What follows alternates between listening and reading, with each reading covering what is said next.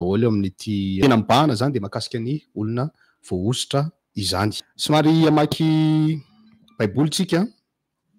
any amin'ny bokin'ny Nomery toko 20 manomboka ny 2:20 no anombohantsika azy. Nomery toko 20 manomboka ny 2:20 vakiko amin'ny anaran'i Jesosy Tompo avy any Nazareta. Ny sora mandry ambony de milaza manao hoe ny nahafatesany Arona 2:20 ary nifindra ny zanak'Israely dia ny fiangonana rehetra ka miala tao Kadesy ary tonga tao atendrombohitra Ora. Ary Jehovah niteny tamin'ny Mosesy sy Arona tao atendrombohitra Ora tao amin'ny faritanin'ny Edoma ka nanao hoe Arona angonina any amin'ny razany fa tsy hiditra amin'ny tany izay nomeko ny zanak'Israely izy satria nandany teniko teo amin'ny ranon'ny Meriba ianareo. Alao Arona sy Eleazara zanany ka eto miakatra ao atendrombohitra Ora izy mianaka. Dia esory ny fitafiana Arona ka atafio an'ny Eleazara zanany ary Arona angonina any amin'ny razany ka ho faty ao. Ary Mosesy nanao araka izay nandidiny Jehovah dia niakatra tao atendrombohitra Ora teo imason'ny fiangonana rehetra izy telo mianaka. Dia nesorin'ny Mosesy ny fitafiana Arona ka natafiny any Eleazara zanany ary maty tao tapitendrombohitra Arona. Dia nidina avy tao atendrombohitra Mosesy sy Eleazara koa no nihitany fiangonana rehetra fa maty Arona dia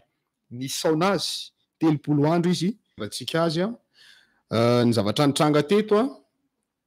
dia niteny tamin'ny Mosesy zany Andriamanitra teto hoe ampiakaro ity atendrombohitra Ora i Arona sy ny zanany fa ho faty Arona. Fantatsika tsara nefa ny fa i Arona sy Mosesy zany de prala. Ny antony tonga n'izay fanapakevitran'Andriamanitra tampotampoka izay de noho ny tsy nanarahany Arona ny tenin'Andriamanitra tamin'izany fotoana izany rehefa namoaka teny zany Andriamanitra hoe kapohany vatolampy Mosesy koa tratrany io zavatra io koa tamin'izany fotoana izany de kapohany indray mandeha ny tokony ho izy fa nendry zareo indray zany ny kapohany indroa. Zay zany anankiray anisan'ny tantara mipetraka ihany koa ilay naneren'ny Israely any Mosesy i Arona azafady anao sary omby volamena. De rehefa terendry zareo moa zany i Arona tamin'izany fotoana izany nitoetrany zanak'Israely taloha moa zany de tia manerinery mpitarika. Mosesy zao terendry zareo amoaka an'ilay lalàna any amin'ny Deotorina toko 7:20 iny zay amarin'ny Jesosy Tompo any marika toko 10:12 hoe ny amafin'ny fonareo no nanoratana n'iny lalàna iny fa tany am-piandohana de lasy vavy nanamboarina ny olombelona. Zany hoe nitoetrany Israely zany de tia manery nefa zany rehefa voatery ohatr'izay zany i Arona de lasa nanangona n'ilay volamena teny amin'ny sofin'ny Israely sy teny amin'ny tanany de namboarina ho sary omby volamena iny ilaina tezitra n'Andriamanitra na tonga ny fandringanana be tamin'izany ora sy fotoana izany. Rehefa nanao an'izany nefa i Arona tsy tonga de naringan'Andriamanitra teny hoe mpisorona Mosesy fa navelan'Andriamanitra niasa teny any izy aloha, nampiasain'Andriamanitra teny any izy aloha ary eo no tena mahasarotra n'ilay nitoeran'ilay olom-boaositra na ny olona manaradian'Andriamanitra mpisorona Mosesy ohatra hoe nisy fahotana natao de mety tsy valian'Andriamanitra eo no eo le fahotana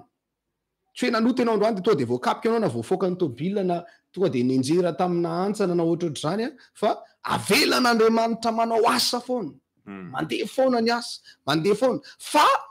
ilay zavatra natao indrindra tsy ny bebahana satria tamin'ireny fotoana ireny de i Mosesy no mifona ho an'ny Israely tamin'izany fotoana izany sy ho an'ny Arona fa i Arona tsy nifona. Dikan'izay zany vao tehirin'Andriamanitra tao zany lay fahatezerana tamin'ireo zavatra nataony i Arona ireo dia nanapa-kevitran'Andriamanitra taty amin'ny fotoana tsy nampozin'ny Arona hoe miakara iny atendrombohitra Ora fa ampodiana any amin'ny razany Arona. Mafy zany vokatry ny tsy fankatoavana ny tenin'Andriamanitra eo amin'ny 2:13 manazava tsara zany hoe ary Jehovah no niteny tany Mosesy sy Arona tao atendrombohitra Ora hoe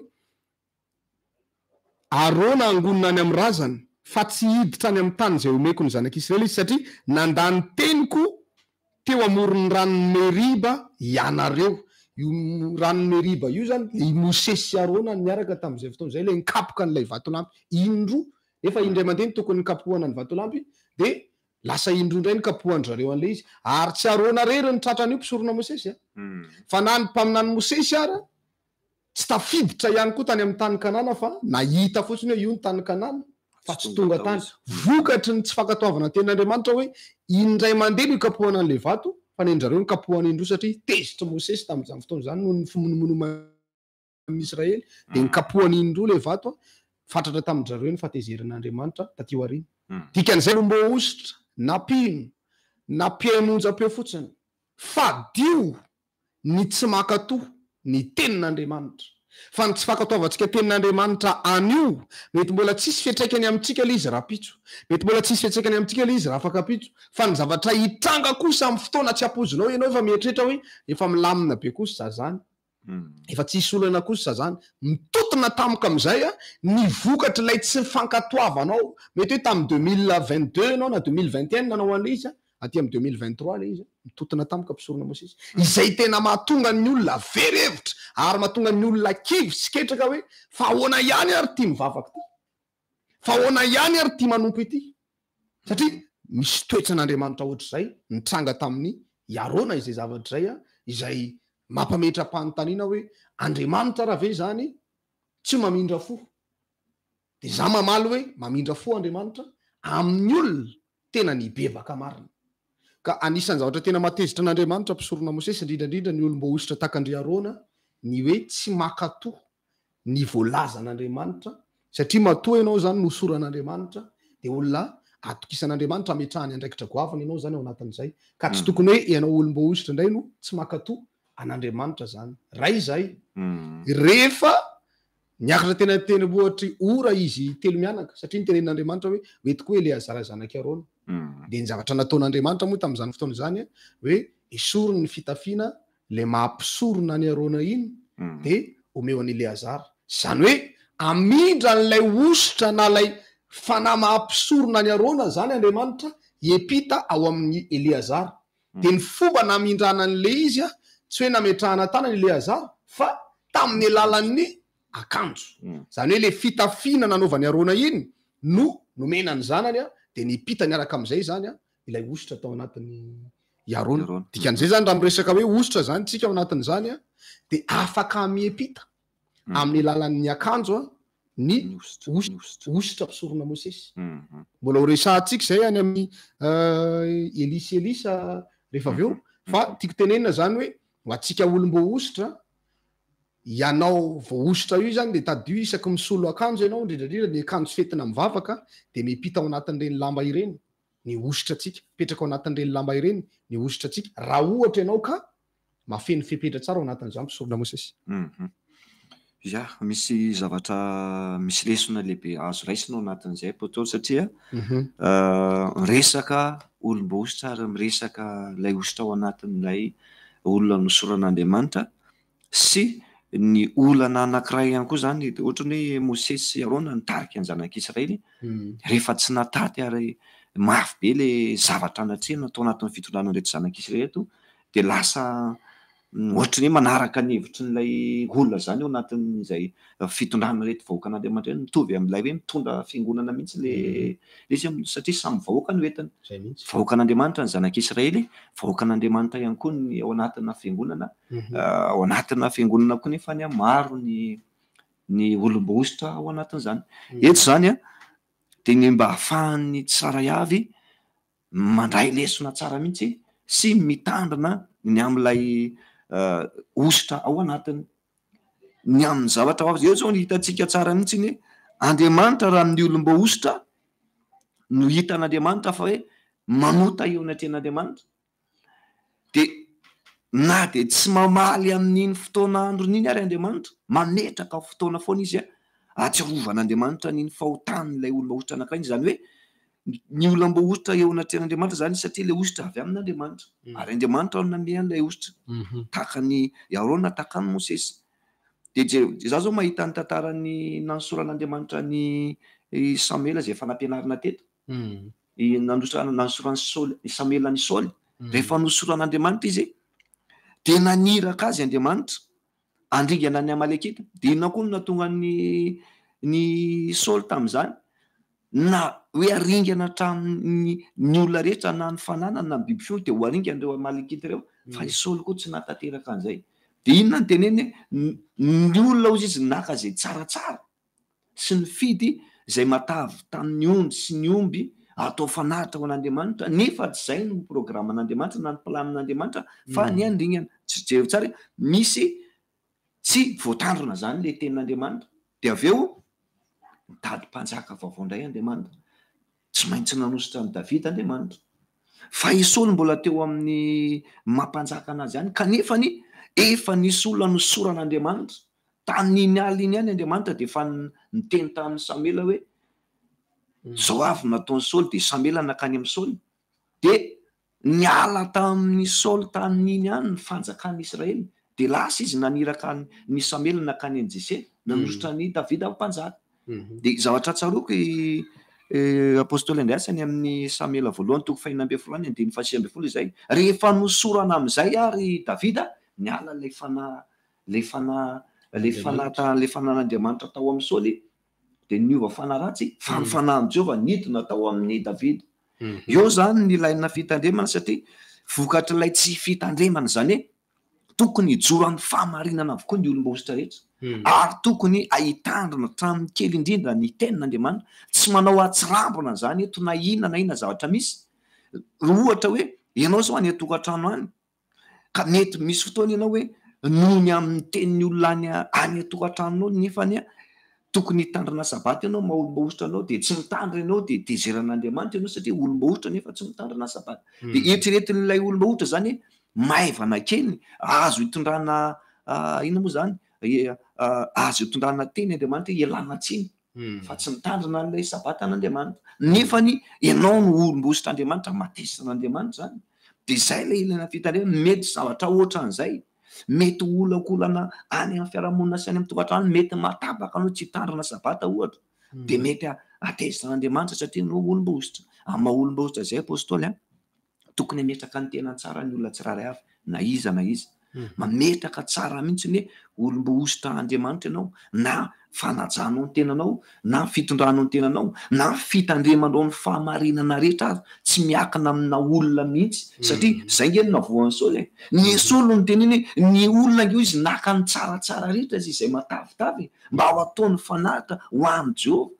de tsy niken'Andriamanitra zay ho aterina ho an'andeo atao fanaritra, de tsy niken'Andriamanitra fa i Saoly no nanaiky an'izay, fa Andriamanitra tsy nanaiky, na de hoe ho atao fanaritra reo zavatra tsara reo. Jereo tsara, ny olona ho izy naka ny tsara, zany hoe tsy miakina amina iza na iza ny maha olom-bohitra antsika zany, fa mipetraka foana rehefa men'Andriamanitra anao zay, maha olom-bohitra anao zay, de ajainao tsara hanositranao, arovanao tsara hanositranao, tandremanao tsara ny fahamarinana rehetra mihitsy. Ary rehefa fantatra hoe zay ny fahamarinan'ny ten'Andriamanitra, de akatoavina tahaka nazavainao teo apôstôly Andreasy hoe niny Arona zao rehefa elaela tany an-tendrombohitra i Mosesy, dia nitereniny amin'izay Arona hoe mila manaova Andriamanitra ao anay, fa ny Mosesy zay nitondra anay nge ka tsy hita e. De nitereny amin'izay, de lasa nanangona le volamena sy zay le fijoroana takiny, tokony hijoro foana, tsy miakina amin'ilay olona foana zany hoe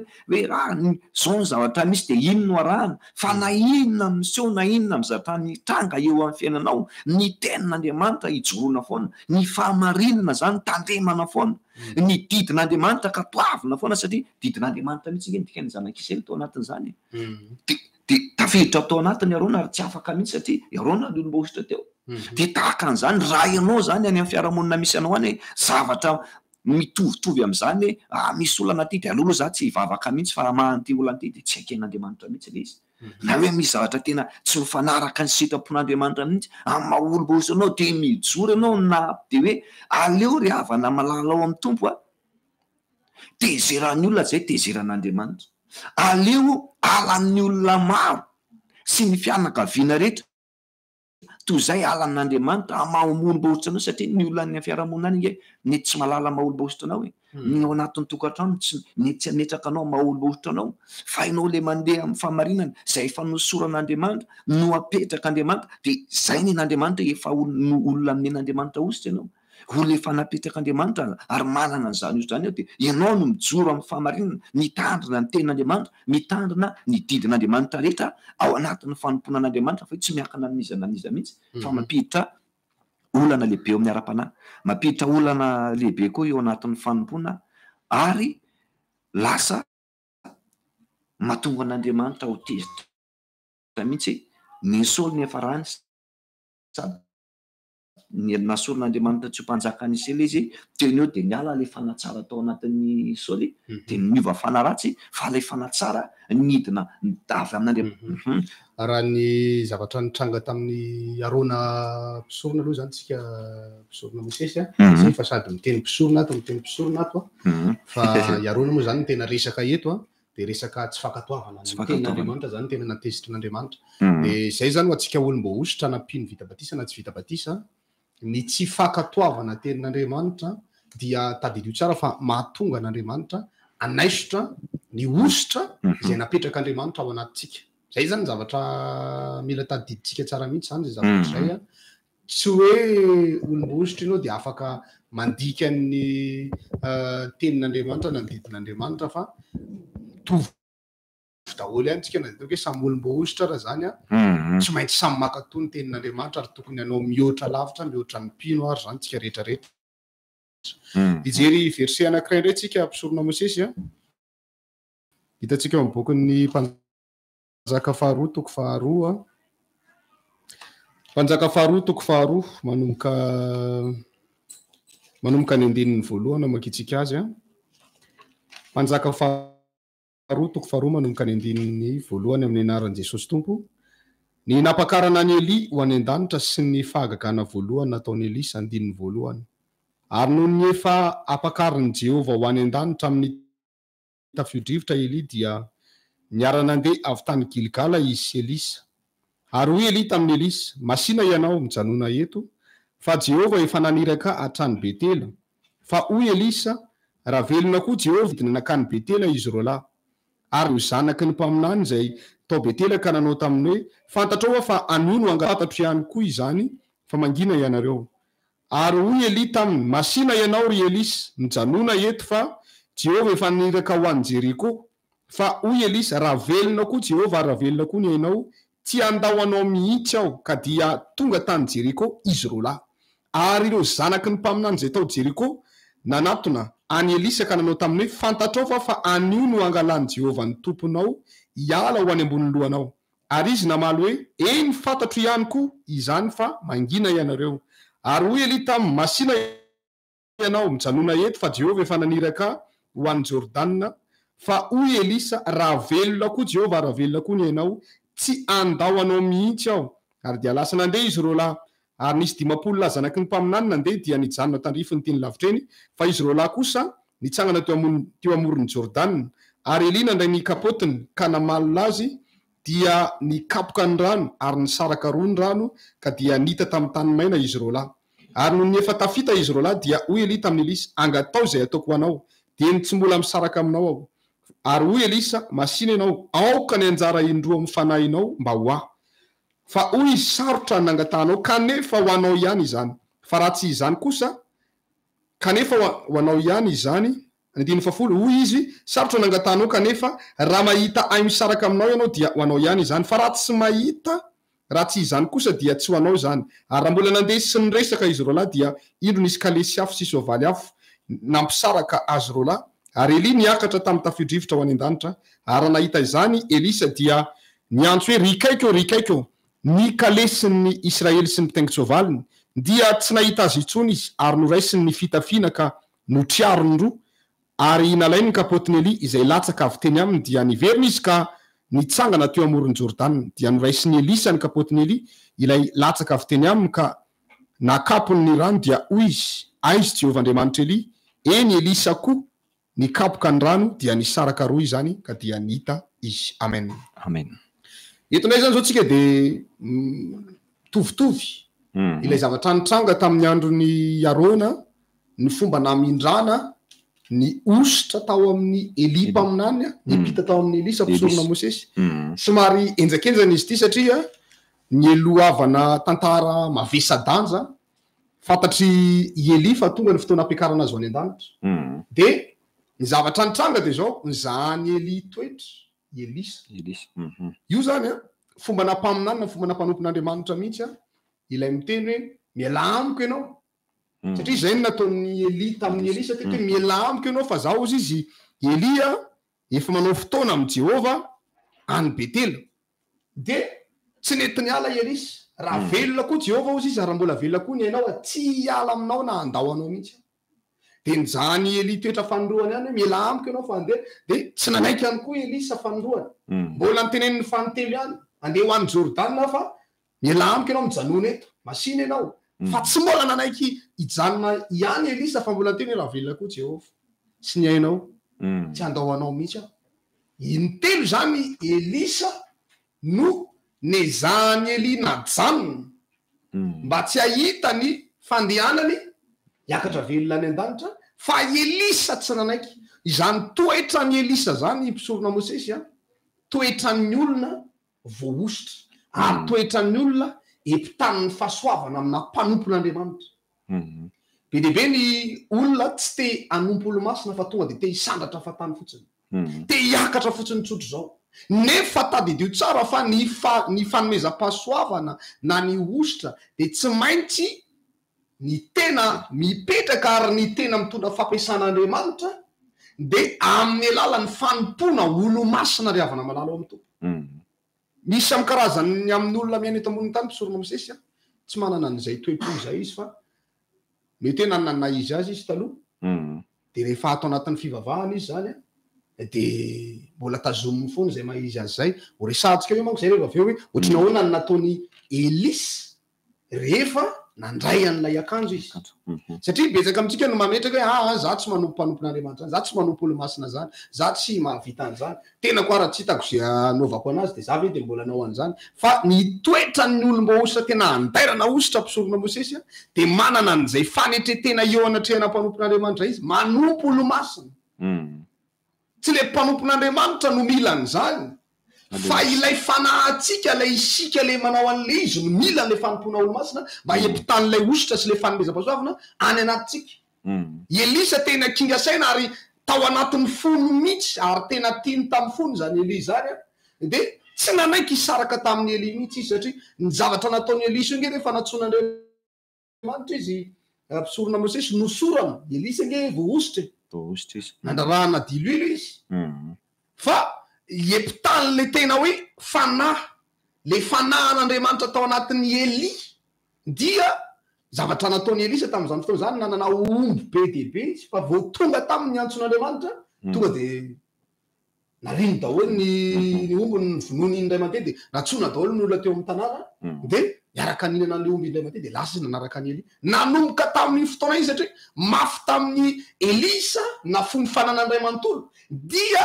nanaraka ny Eli foana izy tamin'izay toerana anisan'ny Eli rehetrarehetra ary na de nizanana ilika izy teo endana am'izay ianao mandeha manao fotoana amin'ny Jehovaria tsy nanaiky izy satria manana tanjona izy ao anatin'izany ny toetran'ny olona te handray fahasoavana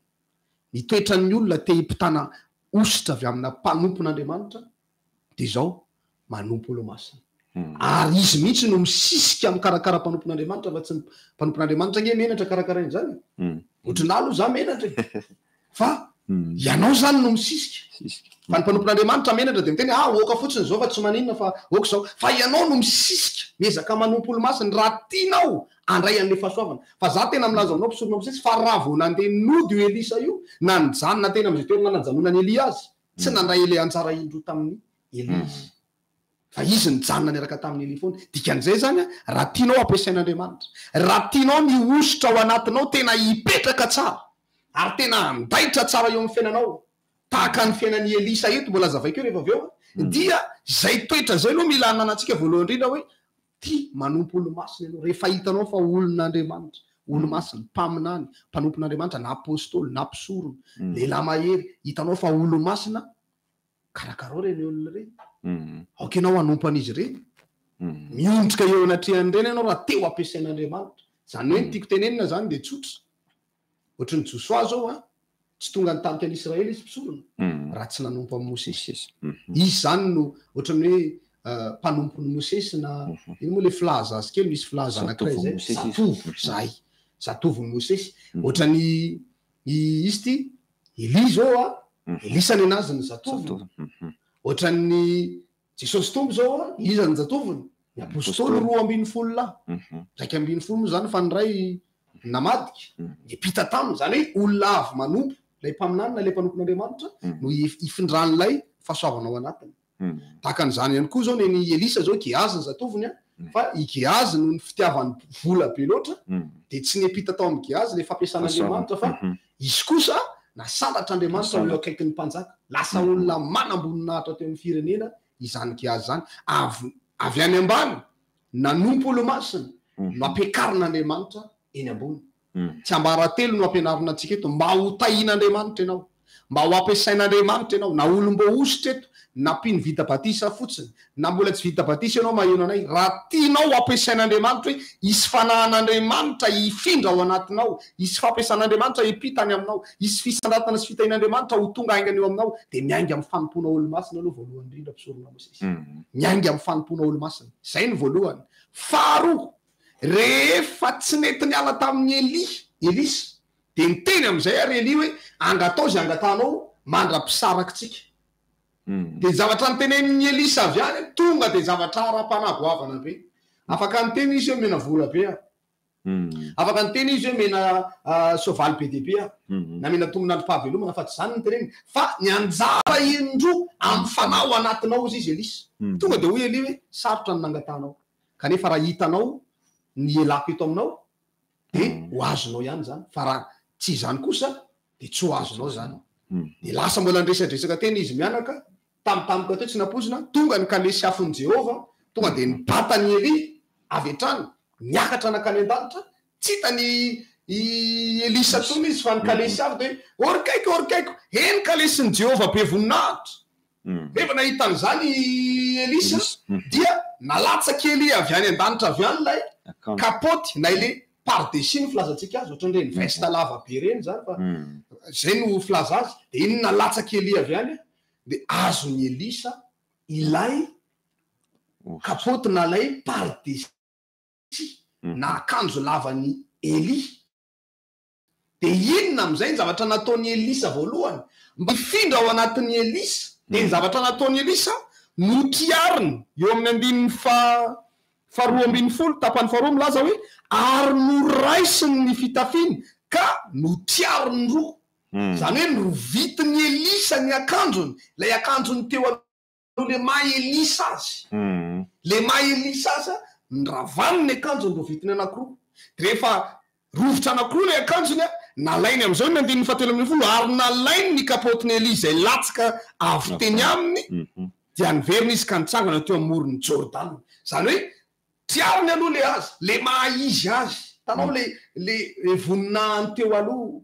lay toetrany taloha lay le maha Elisa azy hoe za tsy manompon'Andriamanitra zany za manana ny maha izy za nanana ny fiangonana ny vavahako taloha zay manana ny fiangonany razanay rehefa andray an'lay ositra vaovao na efa nandray an'lay ositra vaovao ianao adinoy ny fiangonanao taloha ataoko resaka mahitsy fa tsy hoe efa tonga amin'ny fahamarinana anao de ny fiangonanao tany aloha tany olona tsy tia mandiha na tsy tia miteraka de iny ianao fa hoe aka za manana ny mahizy ana de tsy afaka manaraka anareo nefa ianao efa nandray ositra na hoe manafahamarinana tsy maintsy ajanonao mihitsy aloha le zavatra taloha le fahotanana matotra taloha lay toetra ratsy taloha lay fiainana taloha lay nahafantarina anao teny amin'ny fiarahamonina hoe iny raha vao iny ikoto ny tenenina tonga de malaza amin'ny zavatra hafa ikoto izay zavatra zay nitiariny Elisa aloha ny anazy satria nisy osotrany Elisa nge tao anatin'iny mpisaorana nisy osotrany Elisa tao anatin'iny akanjony iny rehefa andray an'le anjara indroa tamin'ny Elisa de ina nataony tiariny mihitsy aloha nesorony mihitsy aloha le anazy isika rehetrarehetra io samy nanana ny fananiasa tao anatintsika taloha tamin'ny anao mbola tsy niditra tamin'ny fahamarinana tamin'ny anao mbola tsy voaositra na ianao mbola tsy niditra tamin'izao fahamarinana zao samy nanana ny fananiasa tamintsika fa zao rehefa hiditra amin'ny fahamarinana tahako zao de tiaro mihitsy aloha lay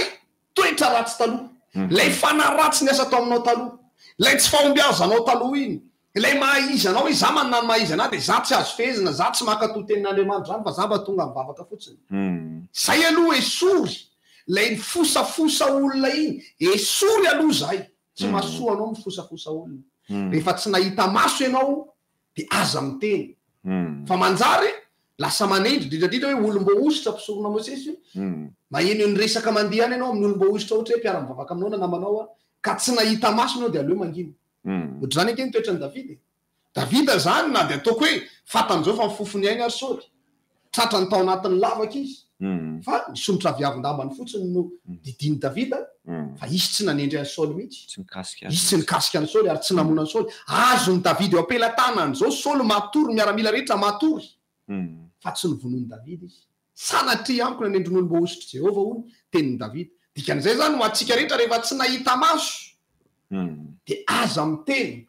aza manaratsy olom-bo ositra na manendry na namanao mbola tsy voaositra koa re aza aratsiny izy na fosafosaina zany zao le akanjo taloha daholo zany mpisorona Mosesy io manko zany mpisorona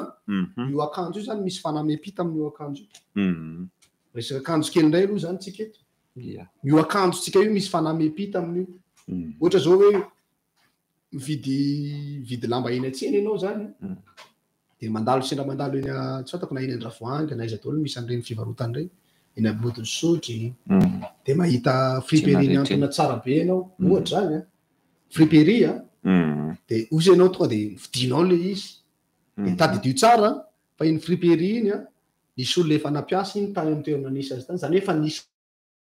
ositra an'le olona avy tany efa nisy fanahy niasa tamin'le olona avy tany le fanahy le olona nampiasan'iny akanjo iny taloha ataoko hoe mety hoe mpisotro toaka izy ohatra zay zany le fanahy niasa tao anatiny dia amidy aty a Madagasikara ohatra ny friperiany dia amin'ny fotoana zany ianao mampiasa ny akanjo iny dia tonga dia mipita ao anatinao le fisotro toaka raha mpijangajanga le olona tonga dia misy fanahy hafahafa mifangaro am'le fanahy le mahizanao iny zany raha olona mpamonoana le olona dia tonga dia mipita ho azy zany le ositra dikan'izay zany tandremo zay nge mahatonga antsika hoe asiana botika kristianina eto amin'ny fiangonana mba tsy avoafitaka antsika amintsony zany sady eny amin'ny friperie nge tsisy akanjo masina zany tsisy akanjo masina fa hafa ihany zany ny akanjo zairinao manokana mihitsy ianao mihitsy nykomandy atao lava tanana dia atao jupe lava tsy mampiseho tratra dia iny zany mba masina tsara mihitsy ilay fitafianaovana amin'ny fotoana iny fa du zany aleo mieritreritra hoe vidy ravin-damba ianao dia mampanjaitra toy izay mandeha mividy friperie iny satria misy fanahy mipita amin'ny lalany ny friperie zay zany le zavatra mitranga dia ny olom-bo ositra zany ry havana malala amin'ny tompo tsy azontsika atao ny fampindrana fitafy so ianao miteny hoe aso dia tsy manam-pitiavana tsy resaka fitiavana zany fa ilay fanahy mipita fanahy ny ositra ao anatinao lay fanahy miasa ao anatinao lasa mipita amin'le anankiray afandray hoe omenao anazy mihitsy iny dia lasa ny any ny ositranao zay zao neny Elisa teto ange nomeny Elia azy ny akanjo lavany dia nifindra tao amin'ny Elisa ilay ositra rehefa avy eo na ilay fanahy miasa tao anatiny dikan'izay zany amin'ny fotoana ianao ny akanjo efa nanaovanao indrindrandrindra ny akanjo fetina mivavaka tsy tokony omena olona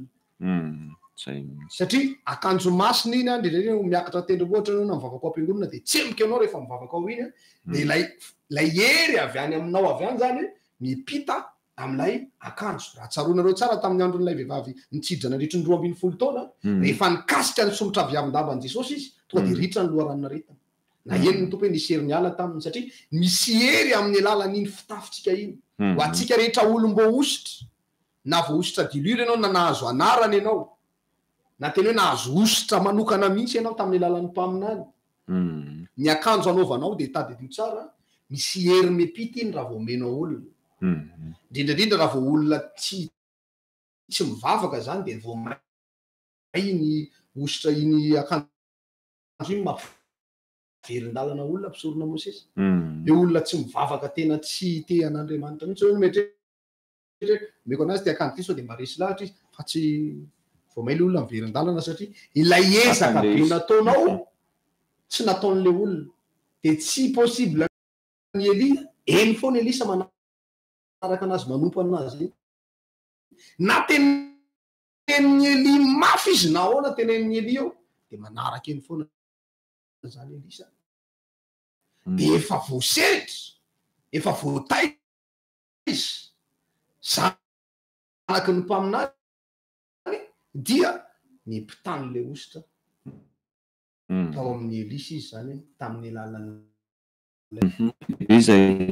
ohatra sy fampianazay marina dia marina be zay apôstôly zay momba ny hoe amin'ny alalana fitafy mampita satra Nisika mazao reto resaka ara-baiboly le resaka ositra ao anatin'ny fitafy na fitafy na ositra. Fa amity am'izao kosa tsika fiarahamonina ty am'izao tontolo zao, zavatra hita aloha na ny vesta anaova misy mikirakira reny de manao akanjo mainty.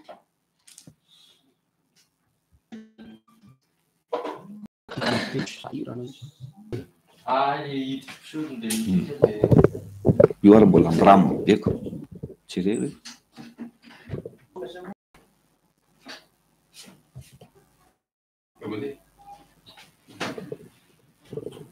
faisceau io fa tapaka mihitsy reny ka sosoky.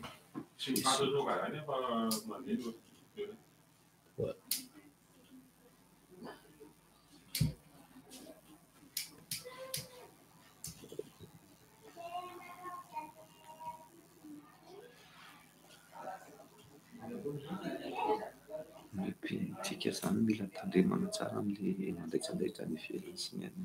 de ampianarina tsara mba ositra fotsy kitakita-pio any fivoriana tatsy zany leo mositra mikitakita-pino daholo. Taraina mihitsy le vehivavy io anaovan'le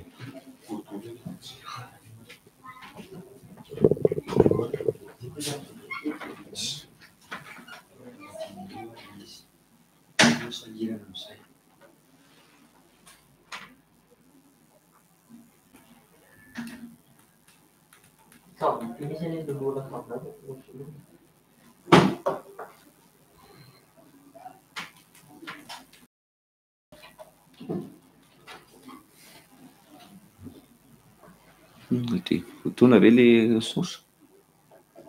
Le lima ve?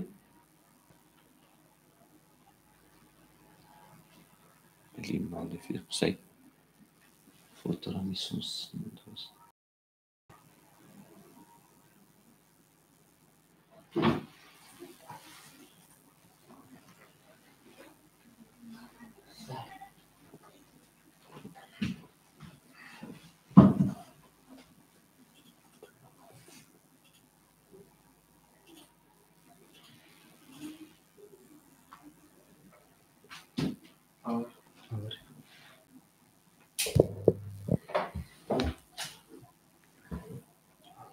Ya, toy izantsika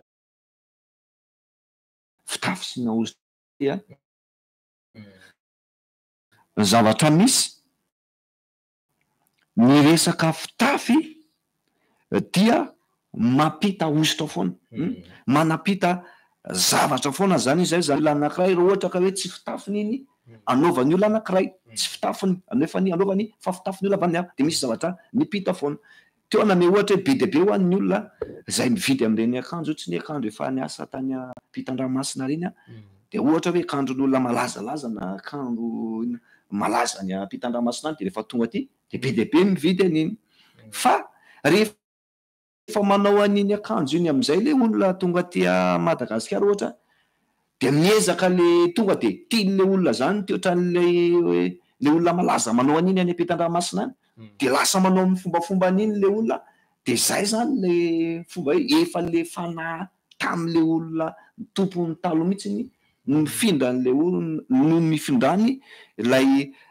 ositra tao anatiny, zany hoe io zany efa tsy le ositra avy amin'Andriamanitra tsy avy amin'ny Satana. De io ny ilaitsika tandremana tsara mihitsy ny indrindra isika mandeha amin'ny famarinana malala an'ilay fahasarobidy n'ilay ositra ao anatina fitafiana, indrindra amin'ny olom-boasitra rehetra satria tsy tokony anaonao foana hoe sasa foana anao an'ireny akanjo zay tsy hoe hividy akanjo eny ianao de zay hitanao de efa mety aminao fa raha azo atao efa nazavain'ny apôstôly teo hoe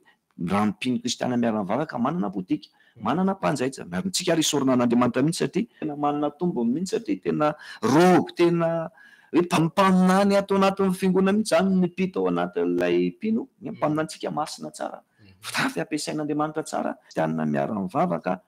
mividy eny amin'ny botika ihany zany raha resaka fitafy. Satria ilay fanan'Andriamanitra ao anatinao no tezaina sy arovana ao anatin'izany. Lay fahamasinany fanan'Andriamanitra ao anatsika nge no arovana ao anatin'ireny ary sorokan'Andriamanitra mihitsy misy an'ity fampianarana ity nyentana teto androany mba hitaizana antsika rehetrarehetra ampianarana mba tsy sasafoana amin'izany satria maro ny mpino mbola tsy mahafantatra mihitsy. Izy zao fa fantatsika hoe ny fitafy manapita ositra de aza maka fitafy avy any ivelany tsoa zany ohatra ny tsy hainy ivelany any ampitan-dranomasina fa le fitafy entinao zany de hividividy akandro na zavatra tsy fantatra ho any mpandraitra na mpivarotra hoe ahoana ty ny akanjo efa hitanao teny amin'ny kantona teny amin'ny friperie anaovanao zavatra misy apôstôly zavatra nisy indray mandeha tamin'ireny akanjo friperie reny akanjon'olona ohatry ny hoe narary tany ampitan-dranomasina tany no namita ty Madagasikara vidina olona de nanaovana de narary koa le olona nanao an'le akanjo atin'le akanjo mihitsy zany le retina de zay olona nanao an'iny akanjo koa de narary fa le olona mety mietrehitra hoe satria narary le olona tany de le aretina no findry fa le devoly mihitsy nitondra an'iny aretina iny tao anatin'le akanjo de napita ny taty am'le olona misy asana devoly mihitsy koa ao anatin'io ary io tena planina devoly mihitsy io le fa tany ampitan-dranomasina tany reny karazana tamin'ny andro nisy covid be dia be reny maty de milaina fitandremana mba tsy vidividy ny am'ireny fitafitafy rehetrarehetra vidividina iny atsy-dreny ilaina fitandremana aleotsika zany manana tombo manana mpaminany mandraitra ary misy mpandraitra tena hoe voatokana mihitsy ny aty amin'ny fiangonana aleo mitandrina an'izay satria no ny ara-panahy de arovana ny zavatra rehetra io zany mahatonga antsika hoe saripady ny resaka fitafy eny ny Elisa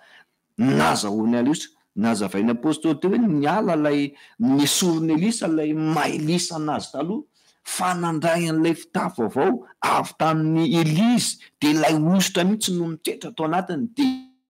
iny ositra iny mihitsy mitoetra tao anatiny zany hoe le toetra ny Elisa Eli am'izay zany no antsaka tao anatiny lay maha-Eli anazy mihitsy mitoetra tao anatiny de ny zanako mpaminany teo efa nifindra ao anatin'ny Elisa ozy izy ny fanahany Eli de tonga de fantatra zareo am'izay na ny vao nahita ny Elisa zareo de tonga de nafantatra hoe efa fanahany Eli am'izay nge ny ao anatin'ny Elisa fa tsy le fitafy lay herin'lay ositra tao anatin'ny Eli mihitsy no mifindra tao anatin'ny Elisa tonga de fanahany Eli mihitsy no nitondra anazy mitetra tao anatiny zay zany le ositra azo tao anatiny zay de mila mitandrina tsara mihitsy de le famarinana sy le fitandremana sitrapon'Andriamanitra tsy tokony iveran'lay ny fa tokony am'izay na le famarinana apôstôly sy le famasinana le fitandremana fa zay ihany mampahomby ny olona anankiray tsy maintsy foana misy inona fa tsy tokony hoe zao na mizatra taloha efa zay apôstôly hoe mbola ioky tany taloha hoe namona le romozokana tsy tokany amin'ny tsoa le rehefa izy tsy tonga de asa mapany any Eli iny notoizany Elisa lasa aminany am'izay zay zany fataterahan'le ositra nanohy mialy de tahakan'izany tsy vakio miroso am'ilay famanana miroso lala amin'ny fitandremana ty famarinana ty apôstôly andrasy no atateran'Andriamanitra ny planiny olona tsara eo amin'ny fiainany ny Elisa tsy nitateran'Andriamanitra tamin'ny Elisa mampamina azy tamin'izy mbola tany am'izao tontolo zao hoe fa rehefa miroso tamin'ny famarina izy de nandray an'le fanahy tao anatin'ny Eli de miroso am'izay nanao ny asa Eli am'izay le an'Andriamanitra nataony Eli de tahakan'izany ny efa ao anatin'izao lalan'ny famarinana zao miroso de miroso am'le famarinana manateraka ny sitrapon'Andriamanitra de tsara tsy araka ilaina sanatao zany esoa fitondratena anao tsy entinao ana fahazambankita na sampino izay tsy no entinao an'ilay toetra an'Andriamanitra tanteraka mihitsy io apôstôly tena ilaina tandremany olona indrindra fitondrana sy toetra io a ilay mikitakita masisika amin'ny namana tsy mipetraka mihitsy ilay mampivavaka an'ilay olona olom-boositra anazy na mampanompon'Andriamanitra anazy ao anatin'izay raha hoe mbola le izy tany amin'izao toy izao mikitakita dia tsy hitantsony zay aizy izany le toereo tony mbola iny ihany dia raha amin'ny olona nahita anazy taloha ary a gaga ave hoe fatao mbola le toetrany efa toetrany taloha ihany netin'izao misy mate efa misy olona ohatrohatr'izany dia ny toetrany tany amin'izao tontolo izao ihany mbola netiny ty amin'ny fahamarinana dia iny ihany mbola nampiasaina rehefa tena mitsolona efa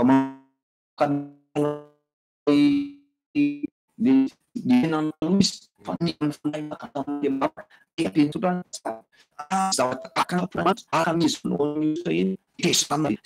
marina zay famisan'izay zay avelany ianao ianao fa manapamina ndraiky tsara zavatra mory amin'ny pino zany tanatin'ny fiangonana fafy tsy mory fihinana mamy famanana tany fiangonana tena ao anatin'ilay fahamanan'Andriamanitra sy ilay ositra nomen'Andriamanitra maro moa zany tsika amin'izao betsaka ny mpino tanatin'ny fiangonana manana izay ositra avy amin'Andriamanitra iny tena ampivaky n'izao fiangonana kristiana miara mivavaka zao a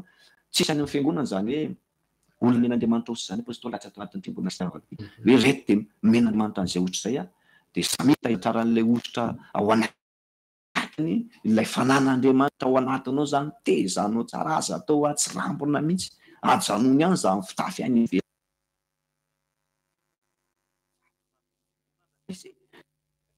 izany ara-zavatra etra mosisy a indrindrandrindra mpiandraikitra olom-boositra zany a matoa moa zany zareo no men'Andriamanitra andraikitra dia voositra zany dia miara-miasa amin'ny fampandrosoana tamin'izy zatovina ny zanaky ny mpaminany hoe ngatsy fantatrao fa androany ny fotoana ampiakarana ny ozy mangina fa efa fantatro zany hoe nanana toetra hafahafa zany Elisa fa ny zavatra nitranga dia rehefa alohan'ny andraisany an'ilay fanahy indroa tao amin'ny Elia dia nitriarin'ilay akanjo satria ilay toetra nge fanahy ihany fanahy toetra zany hoe zay ilay fanahy anjara indroa tao amin'ny Elia zany a dia iny niampita tao amin'ny Elisa namorona toetra vaovao azy fa tamin'izy mbola tsy nandray an'ilay fanahy tao amin'ny Elia dia mbola olona kizitina be sy mora tezitra zany hoe ny olona mora tezitra zany a na reny olona le tia mitabataba olona ohatra zany ohatra zao hoe misy mpiandraikitra zany zao ohatra hoe mandray olom-baovao ianao ohatra dia le olom-baovao avy any a mety tsy mitondra lafika ohatra satria rehefa makena Betlehema Juda zany a dia mila mitondra lafika satria tsika mivavaka tsy seza eny fa eo amin'ny tany zany hoe andalan'ny fanamboarana ny fiangonana dia eo amin'ny tany zany tsika no mivavaka dia mila mitondra lafika zany ianao rehefa mandeha mivavaka dia tsy maintsy manala kiraro ianao rehefa hiditra ao amin'ny fiangonana eny Betlehema Juda zany fa misy kosa ireo olom-baovao izay tsy mahafantatra an'izay fa mety hoe nanadino mitondra lafika na tsy nalala mihitsy izy tsy nalala mihitsy dia rehefa mba tonga mivavaka ny olom-baovao a dia ampahirezina zany fa tsy kitakitaina tsy hoe tsy nitondra lafika le olona dia ianao efa tenenina tokony hitondra lafika sy ohatrohatr'izany tsy ohatr'izay zany ny miara-miasa amin'ny fampandrosoana ny fanjakan'Andriamanitra hoe tapatapaina le olona fa raha manana lafika ianao dia ianao ositra aza mandoalika amina lafika famohan'le olom-baovao le lafika satria fampandrosoana fanjakan'Andriamanitra zany fa tsy hoe tezeranao le olona zany hoe ny olom-boositra zany miara-miasa amin'ny fampandrosoana ny fanjakan'Andriamanitra tsy mampiverin-dalana olona zany zay zany le ambaro anatin'izy tsy hoe ianao olom-boositra na ianao mpiandraikitra indray a izay mafy mitona olona vaovao mampianatra eto tena reo tsara ny fahorian'ny mpaminany mampianatra eto mandefa toroteny sy fampianarana be dia be mitondra an'ireny afatr'Andriamanitra ireny mitona olona maro ho any an-danitra zany hoe Andriamanitra no mampiteny amin'ny mpaminany satria hoy Jesosy tombo hoe tsisy afaka manantona raha tsy ny taon'ny ray izay naniraka dia ny fomba fitoman'Andriamanitra an'ilay olona zany amin'ny lalany mpanompon'Andriamanitra izay mitory sy mampianatra eto amin'ny onjam-peo dia tonga le olona dia raha sanatria zany ka hoe isika mpiandraikitra indray na olom-boositra indray ny sanatria mampiverin-dalana an'le olona dia lasa mipetraka eo andohanao ny rahan'le olona afaka zany ny mpitondra fiangonana amin'izay fotoana izay ka raha manana andraikitra ianao a tsy entina iriariana ny andraikitra tsy entina izaozaona ny andraikitra tsy hoe nahazo andraikitra zany de hoe aish manana fahefana am'izay zany fa afaka treritreriniko daholo na iza tsy afaka manao an'izany ianao ny ositra sy ny andraikitra nomen'andriamanitra atsika hoentina amin'ny fitiavana tsara mihitsy hoe sao de tafotoana eo ty olona ity sao de miverin-dalana eo ty olona ity zay foana le mpanompon'andriamanitra rehefa misy olona ho tenenina zany de apetraka foana zay mba tsy ampiverin-dalana le olona misy karazan'olona kosa rehefa mety olona efa mpiandraikitra be na efa elan'ny vavahana tsy resaka tambitambo-tsony ny ilaina tsy resaka hoe safisafona tsony fomba fiteny ny ilaina fa teny mahitsy ohatra ny eo anatin'ny baiboly zao mitompo matetika rehefa miteny misy olona paherezina hoe aza matahotra aza mitomany mino fotsiny any fa misy karazan'olona kosa mpisorona mosesy mahazo teny marary foana ry adala sy vosasaina ry taranakatsiminy mandra-paovila no hitoerako aminareo fantatry ny tompo le olona hoe azo ahitsy mafy de ahitsy mafy fantatry ny tompo kosa le olona hoe mbola tsy mahazaka an'izany de menteny fampaherezana dikan'izay zany ho atsika mpiandraikitra zany tsy manana fahefana isika miteny mafy olona na olom-bohitsinao tsy manana fahefana miteny mafy olona fa anjara mpitondra fiangonana ny manao an'izany na reo olona voatendry manokana hoe ananatra an'le olona mahazo fahefana hoe miakatra ato ianao fa mananatra anao ny olona ohatr'zao na ohatr'zao zay ianao zay vao afaka mahazo fahefana le olona fa tsy hoe nahazo andraikitra tsika ohatra hoe accueil na nahazo andraikitra ianao ohatra ina zany sécurité na nahazo andraikitra zay kinona mety andraikitra napetraky ny tompo aminao de mitreritreninao olona tsy afaka manao an'izany ianao fa tsy azo atao ny mampiverin-dalana olona satria fanahan'olona anankiray zany sarotra ny mampiverin-dalana fanahan'olona anankiray tiako ampianarinao anatin'izay zany de zao mba apetraka tsara n'ilay ositra andriamanitra ao anatitsika de manitry tena tsara ianao zany am'izay fotoan'izay miaro tsara ny tena lokony vavanao mba atsokian'ny olona ianao na ho teniteny hoe ianona le olom-bohitra ohatr'zao iny masika be ianona le mpiandraikitra ohatr'zao iny tena tia mitabataba olona tsy azo atao zany manjary lasa maloto ianao nefa vao manomboka nandray an'ilay anarana nalay fahasoavana napetrak'andriamanitra ao anatitsika zay zany mahakasika an'iny mba hitondra teny fampianarana kely anankiray indray aho ho atsika fiangonana ray manontolo mihitsy ny salamo fa 7 ny andinin'ny faharoa mpisorona mosesy de mampianatra manao hoe manomeza ozy izy voninahitra an' Jehova manomeza hery an' Jehova miankofa eo anatrehany amin'ny fiangona masina miankofa eo anatrehany ozy izy amin'ny fiangona masina zany hoe rehefa isika teny mahitsy aloha le izy hoe manao fiaingo masina zany aloha voalohany indrindra tsy mitovy ny akanjo hoentinao miasa sy ny akanjo hoentina mivavaka sy ny akanjo hoentina ao anatin'ny tokantrano samy masina daholo ireo na ao am-piangonana ianao na any ampiasana ianao na ao anatin'ny tokantrano ianao fa misy karazan'olona mety hoe pijamany anaovan'le lehilahy ohatra zany hoe akanjo lavatanana sy pataloha lava manao roby mety manao roby fotsiny le vehivavy rehefa ao an-tranony de manao chemise ny ambony ohatra de manao saron-doha fa rehefa mandeha miasa izy de rehefa andeha hivavaka mihoatra lavitra an'le roby mihajahaja fetina mandeha miasa ny fetina mandeha mivavaka satria baiboly de miteny hoe miankofa eo anatrehany Jehova amin'ny fiangonana mahitanay amin'ny vidéo am'izao rasy fotoana izao de manaova fitafiana mihaja tsara ny vehivavy manaova roby tsara mihitsy ianao rehefa tonga ny sabata sy reny voaloham-bolany reny moa zany de roby fotsy ny anaovantsika de manao roby fotsy mihaja tsara mihitsy atao vitan'ny olona mihitsy ianao rehefa miala ny an-trano hoe andeha hivavaka tsy mamenatra ny tonga de manao roby fotsy miala ny an-trano tompo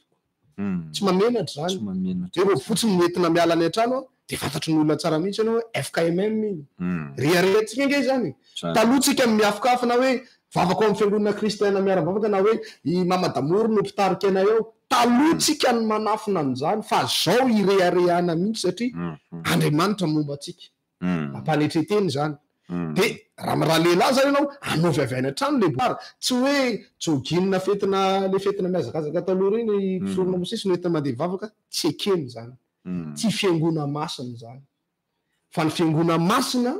de akanjo lava tsara akanjo lava tanana rehefa tsy manana bobony lehilahy mbola tsy manana satria olombavao ka manana chemise ianao zany de manana velondrirana de pasoa tsara mihitsy ny akanjo za zany hoe tena mampianatra atsika tena hoe mba olona mihaja olona araka an'andriamanitra tena hoe mpanompon'andriamanitra ianao rehefa jerena rehefa andeha hivavaka ny zoma ariva ianao zany na ny zoma après midi iny efa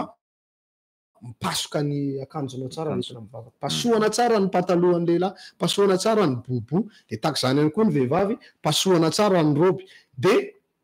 misy karazana olona manko fisaorana mosesy tsy manao roby izy miala any an-trano, tsy manao bobo izy miala ny am-piangonana vao avoaka de anaovana de ohatran'ny amin'izay mipoziny izy nefa mipasohana ny alatany an-trano io de miorokorotra ohatran'ireny gofrety reny le izy,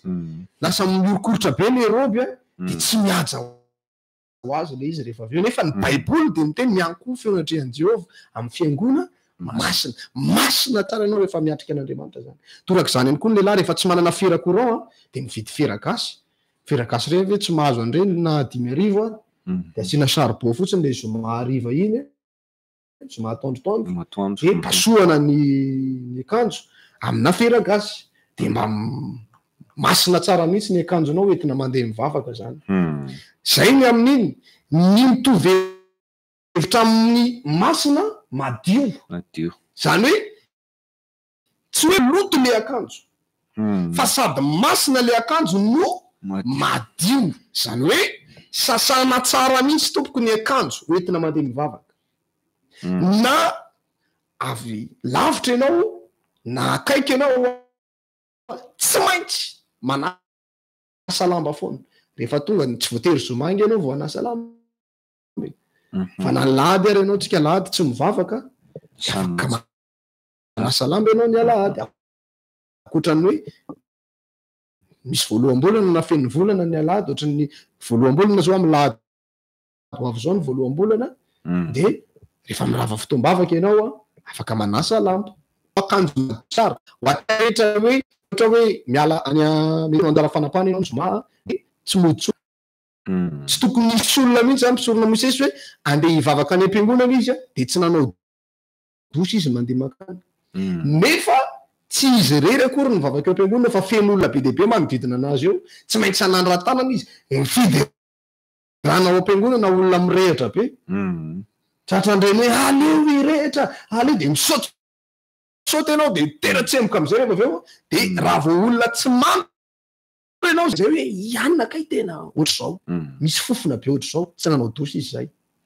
Le izy koa mpisorona mosesy mahatonga an'ireny fofon'ireny koa matetika de nday akanjo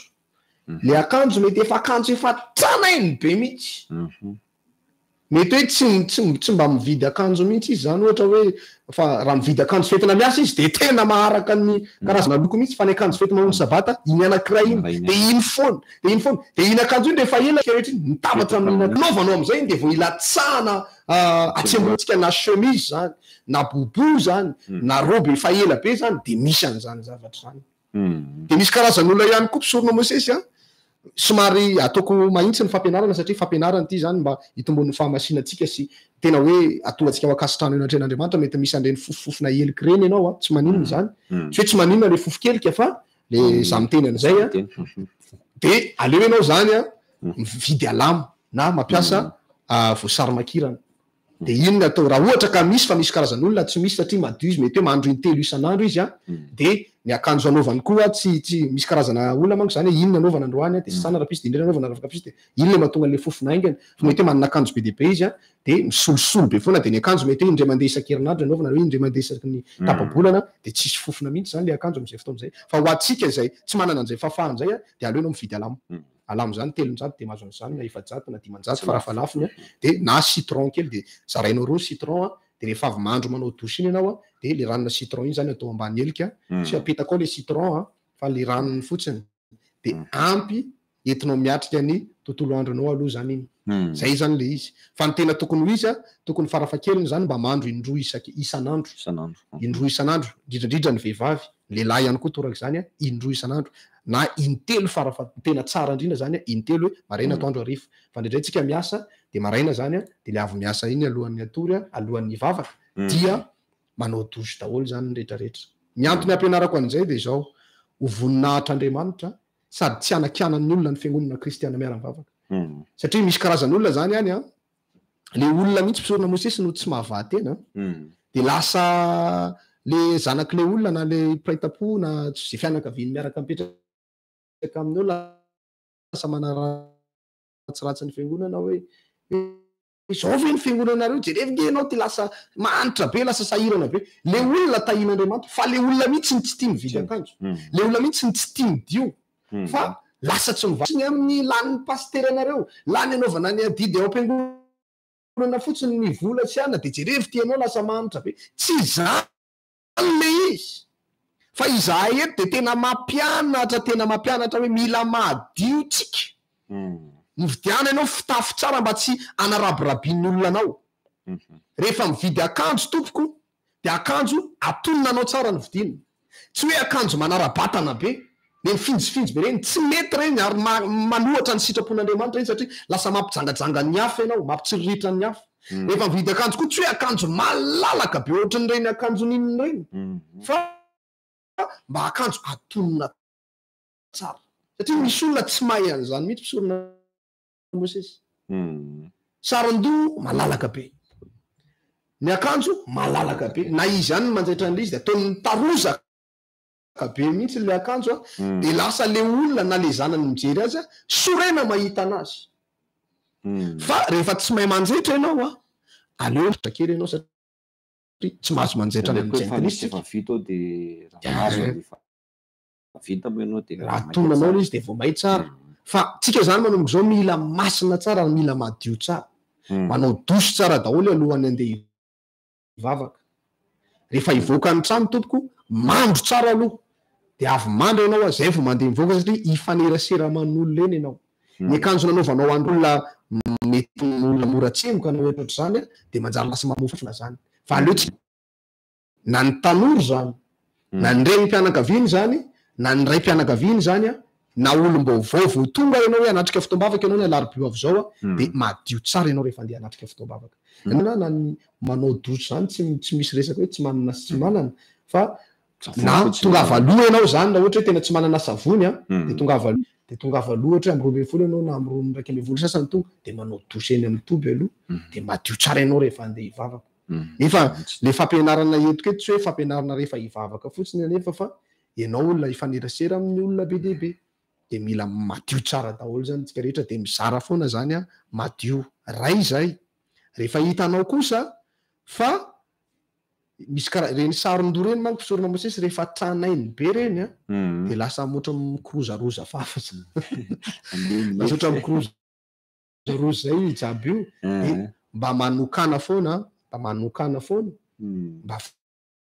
vola ividiananao hijaby de rehefa manao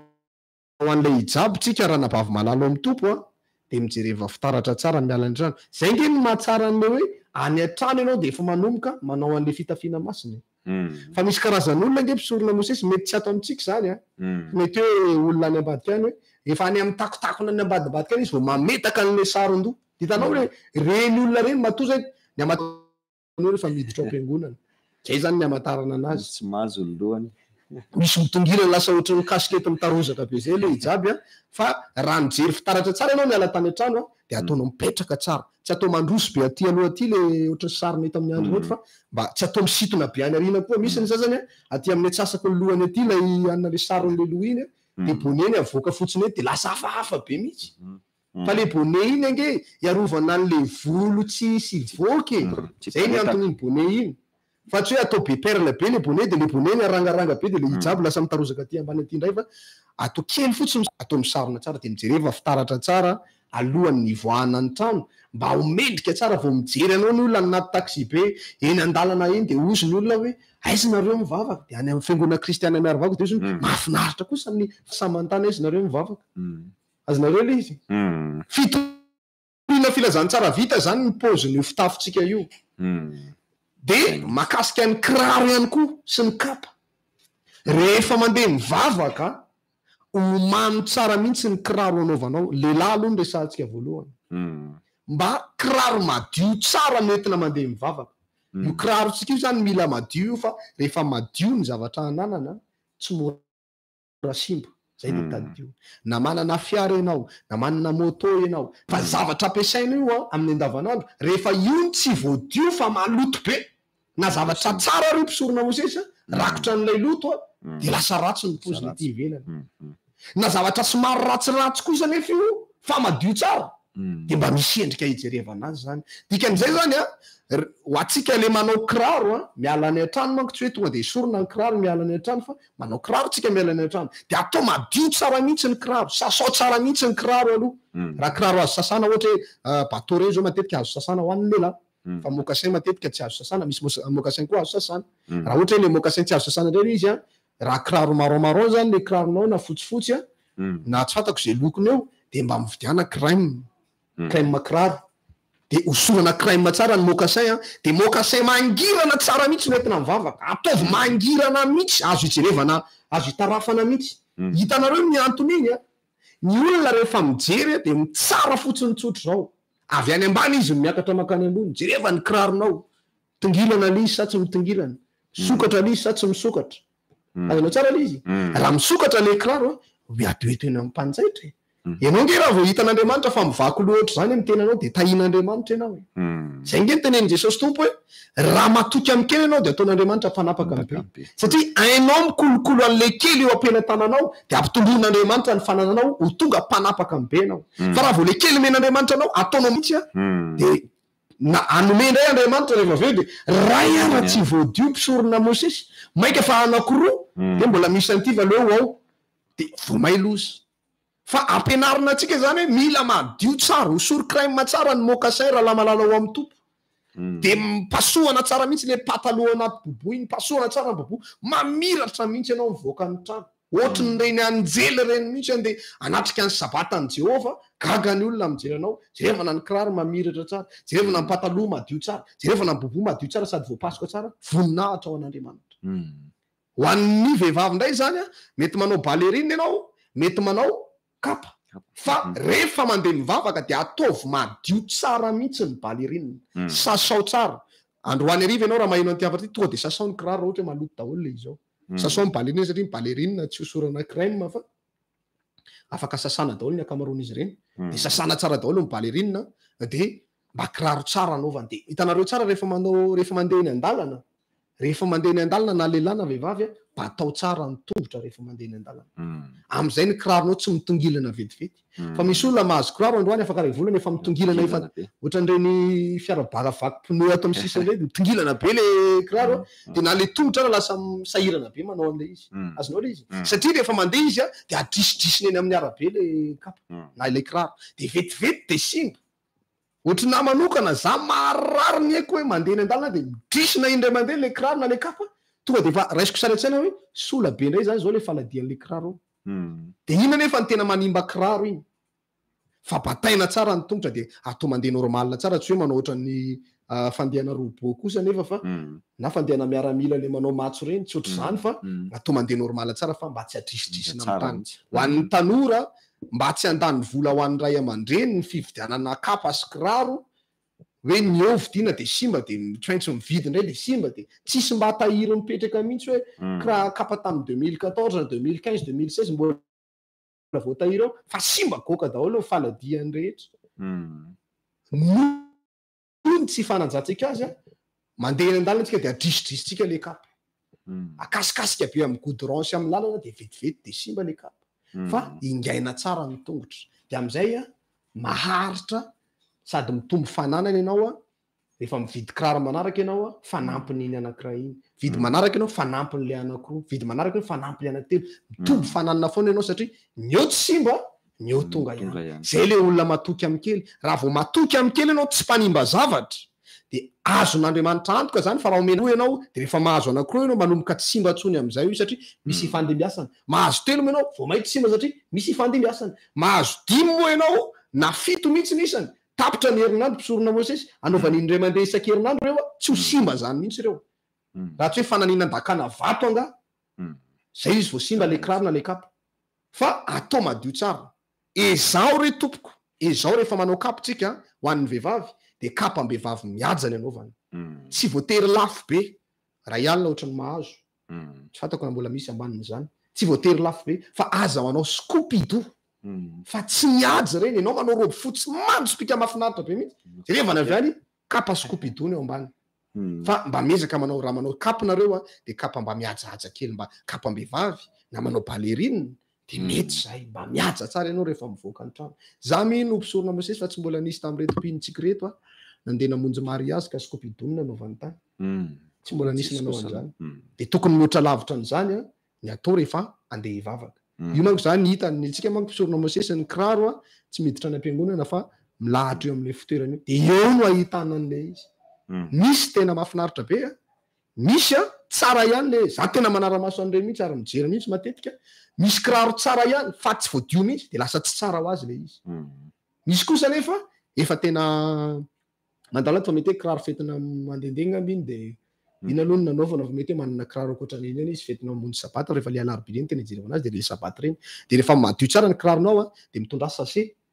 de hitanao amin'izy a mba tsy voatsindritsindry ny kiraron'ny olon-kafa ny kiraronao a de mitondra sachet anao na efa manamboatra fitoerana kiraro manokana mihitsy ohatra hoe arona kely tsy fantatra ahoana ny fomba fanamboaranao azy any de atsofoka ao le kiraro rehefa tonga eny am-piangonana de apetraka tsara eo mihitsy de fantatrao tsara koa ny kiraronao am'izay ora sy fotoana izay a de amin'iny zany a na de misy zavatra mipetraka ary eo ambonin'le kiraro tsy maloto mihitsy ny kiraronao.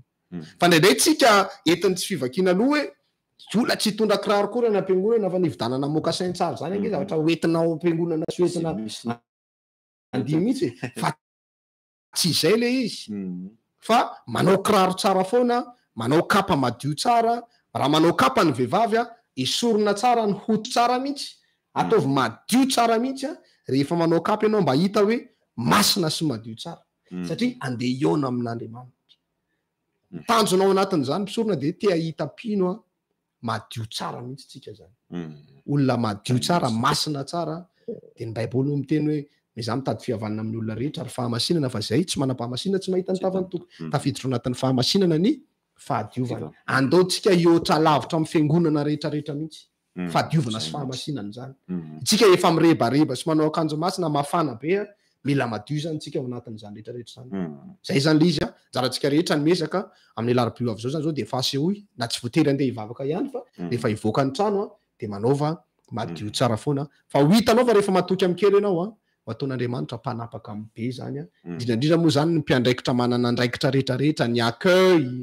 indrindrandrindra ny accueil a eny amin'ny tetezana eny a-pasika eny sy eny amin'ny mpandray olona rehetrarehetra eny mila madio tsara mihitsy anareo tena ataovy manjo pika mihitsy akanjo fotsy rehefa mividy roby a na lamba anaovana bobo de lamba zay hitanareo fotsy indrindra eny an-tsena mihitsy vidiny na somary mora ary a fa fotsy tsara mba voajerevan'ny olona lavitra tonga de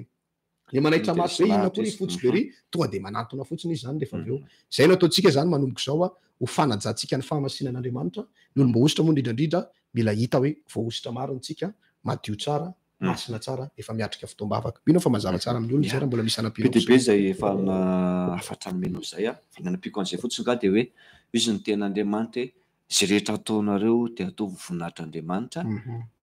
manao fitafy ianao de manao fitafy mame voninahitran'Andriamanitra manao fitafy masina ho an'Andriamanitra manao fitondran-tena masina ho an'Andriamanitra ny zavatra ho atao an'Andriamanitra zany apôstôly tena tsisy kilema mihitsy zany zany hoe tsisy kilema madio tsara masina tsara mihaja tsara de ohatran'izay koa ianao le ao anatiny zany madio tsara mihaja tsara mihitsy ny tena feno voninahitran'Andriamanitra zany tsika ao anatin'izay a izay le hoe zay rehetra ataonao na inona ataonao de ataovy voninahitran'Andriamanitra maika va fa ny tenanao zay hoe an'Andriamanitra tsy ho karakarainao tsara ohatr'izay hoe na fitafy na zavatra rehetra momba ny tenanao na fitondran-tenanao zany ataovy voninahitran'Andriamanitra zany raha fa miteny ianao de tena hita mihitsy tena zanak'Andriamanitra marina rehefa misy fihetsika ataonao de hita mihitsy ny tena fihetsika zanak'Andriamanitra zavatra ataonao tonga de maresy lahatra tsara mihitsy ny olona rehetra hoe zavatra ataony tena tsy misy kilema mihitsy ny tena miaingo tsara mihitsy ny mipetraka tsara ny asa ataony hitanao na le miasa reny ara na ny toeram-piasana io tena andefisan'ny olona mihitsy io rehefa miasa de tena atao tsara atao hoe ohatrin'ny hoe manao asan'Andriamanitra koa ianao zany manao an'io asanao ao anatin'ny orinasa io hoe de na ny mpampiasanao raha resy lahatra tsara mihitsy tena ty olona ty tena miasa tsara tena mpivavaka marina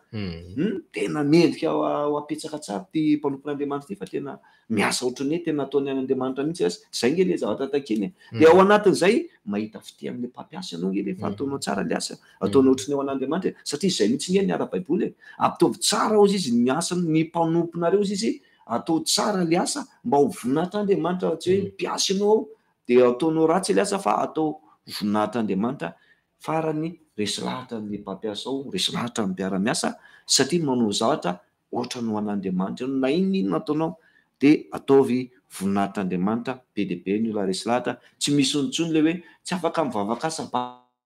efa tsy avelona amin'ny mpampiasa satria tsy nahita fitehanao tany, tsy ataonao tsara le asa, tsy ataonao tsara ny fifandraisana aman'olona, firesahana, fitondran-tena, fa izay no hanomezanao anazy. Zay rehetra ataonao anatin'ny orinasa ataovy voninahitr'Andriamanitra fa atao fa mahita fite amin'ireny mpiara-miasa sy ny mpampiasa ireny no mety mpiara-miasa anao mihitsy ara-mety hoe aleo izy mba hivavaka lao izy andeha fa tsy maninona fa ataoko ny asa. Mety misy ohatr'izany ange rehefa any anatin'ny orinasa any dia mila manao zavatra tsara voninahitr'Andriamanitra, tena miasa ianao, tena miery miasa, petsaka tsara mihitsy dia apetraka ny mpampiasa tsara ianao amin'ny lafiny rehetra. Zay ny tapany voalohany, fa hiditra amin'ny tapany faharoa dia tononoko ny larana tarobia fa atsika mandefa ny afatra amin'izao rasy fotoana izao. Ny telema dia ny 034 34 55 542 72 034 55 542 72 na ny 034 29 546 91 034 29 546 91. Ny Airtel kosa dia ny 033 71 343 35 033 71 343 35 farany ny 033 64 478 44 033 64 478 44. Io ny larina tarobia fa atsika mandefa ny afatra amin'ity anio ity. Gadaka irana kry amin'ny teknisiana isika dia verina eto.